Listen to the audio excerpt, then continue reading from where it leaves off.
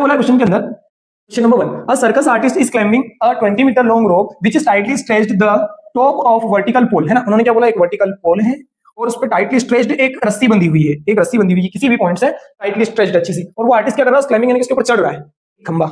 ऊपर बंधी रस्सी नीचे खींच के बांध दी अपन, और आर्टिस्ट क्या कर रहा है, उसके ऊपर आर्ट दिखा रहा है, चढ़ रहा है ना, चढ़ रहा है। इतनी बात समझ में आ गई भैया। आगे क्या है, vertical pole to the ground, find the height of the pole, ठीक है, if the angle made by the rope with the ground level is 30 degree. उन्होंने क्या बोला, वो रस्सी ग्राउंड लेवल से बंधी हुई है, कहां से बंधी हुई है, ग्राउंड लेवल से बंधी हुई है, और वो जो रस्सी है, वो 20 मीटर की है, और वो जो रस्सी है वो ग्राउंड के साथ जहां मिल रही है वहां 30 डिग्री का एंगल बना रही है सॉरी। और हमसे जो उन्होंने पूछा, वो पूछा है किसकी हाइट पूछी है, उन्होंने हमसे हाइट पूछी है, find the height of the pole, इस पोल की हाइट पूछी है ना, इस पोल की हाइट पूछी है। तो इस पोल को हम मान लेते हैं कि ये पोल हमारा ए बी है, इस पॉइंट को हम पॉइंट सी मान लेते हैं, सी से वो जो रस्सी जो है वो सी पॉइंट से टाइटली स्ट्रेच्ड है। अब देखो मेरी बात ध्यान से सुनो, ये अकेला इकलौता ऐसा चैप्टर है जिसमें अगर तुमने डायग्राम सही बनाया है तो आपका जो क्वेश्चन बनेगा वो एकदम सही बनेगा, कोई दिक्कत नहीं आएगी। देखो तो इस क्वेश्चन में मैंने डायग्राम बना दिया, 80% क्वेश्चन तो वही सॉल्व है, और फिर जो क्वेश्चन में लिखा है ना वही अपने को लिखना है बस अपने तरीके से। जैसे अपने पोल ए बी माना है ना, तो लेट कर दो, let AB is the pole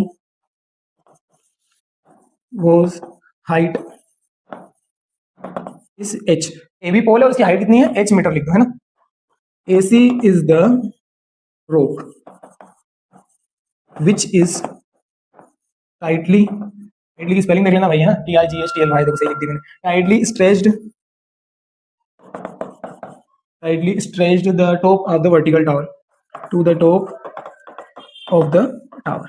मैं इतना लिख देना काफी है ना। देखो सब टीचर्स अपने अपने हिसाब से लिखाते हैं, अपने अपनी लैंग्वेज में लिखाते हैं, अपने को इतना लिखना है कि सामने वाला पढ़े ना तो उसको सही लगे, तो केवल डिजाइन है, बाकी कुछ नहीं इसके अंदर। अब देखो अपना दिमाग लगाना, एंगल यहाँ पे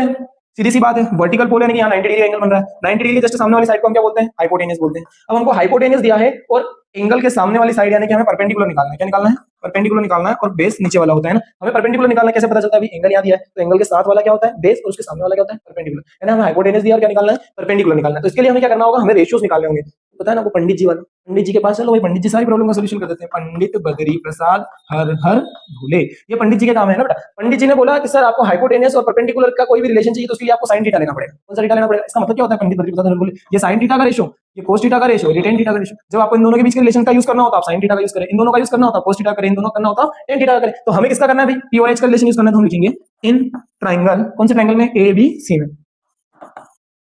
बाय साइन थीटा। अब देखो साइन थीटा की जो वैल्यू होती है वो क्या होती है, पी अपॉन में एच, पी अपॉन में एच। साइन थीटा यानी कि साइन कितनी डिग्री है, 30 डिग्री, तो भाई 30 डिग्री। पी परपेंडिकुलर कितना है हमारा भाई, परपेंडिकुलर तो हमारा एच है, और अपन हाइपोटेनस कितनी है हमारे पास, वो है भैया, ठीक है समझ में आ गया। साइन 30 डिग्री की वैल्यू क्या होती है, देखो साइन 0 डिग्री की 0, साइन 30 डिग्री कितनी होती है 1/2, 45 की 1/√2 ऐसे करके होती है। तो साइन 30 डिग्री की वैल्यू हो गई 1/2, इधर हाइट अपॉन में 20, ये 20 इधर डिवाइड में है, बराबर के इस साइड